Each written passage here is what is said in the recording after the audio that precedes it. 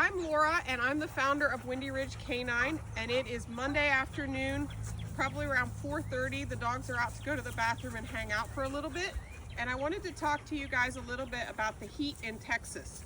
It's something that we've been worried about and building up the last couple weeks, and this is supposed to be one of the hottest weeks of the year. So we get most of our training done before 9 a.m. and we watch the dogs for heat exhaustion. Today I have Brooke, she's a 1-year-old Bernedoodle. Emmy, she's about close to 1-year-old German Shepherd. Jax is a 9-month-old Belgian Malinois. And Gage is a 7-month-old German Shepherd.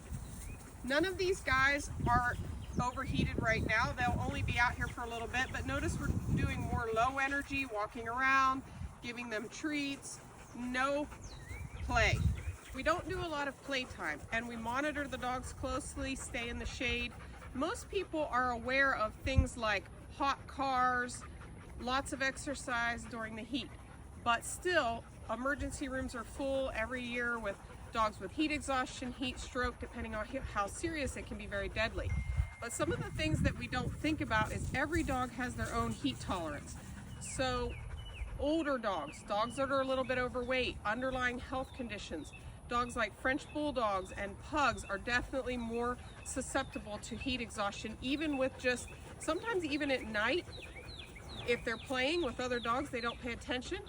And dogs like the Belgian Malinois or the working German Shepherds can also be very susceptible because of their athleticism and drive, and they'll keep running and running even when they're tired.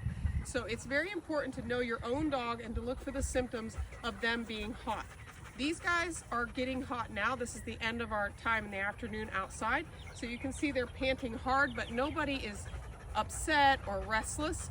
What I'm looking for is them being restless. One of the symptoms of being overheated that we don't pay attention to a lot is digging. So if they're digging in the yard a lot and it's just started with the heat, they may be trying to cool down. The panting, pacing, being uncomfortable, trying to get in the AC, those are all symptoms, and I would rather be safe than sorry. Dog out in the heat.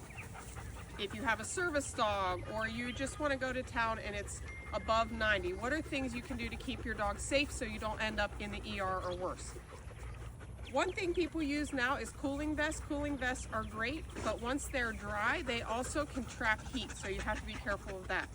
Getting your dog's pads of their feet wet is another great way to cool them down.